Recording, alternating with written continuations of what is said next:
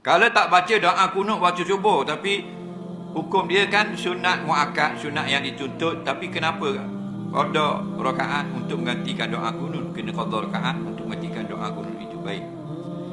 Kalau kita tak baca kunut, kena qada doa rakaat, tak betul mu ni, salah.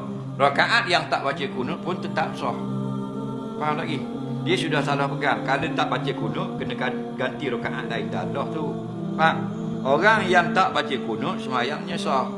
Orang yang baca kunut pun sah semayang, tapi dapat lebih pahalanya kerana mendoakan.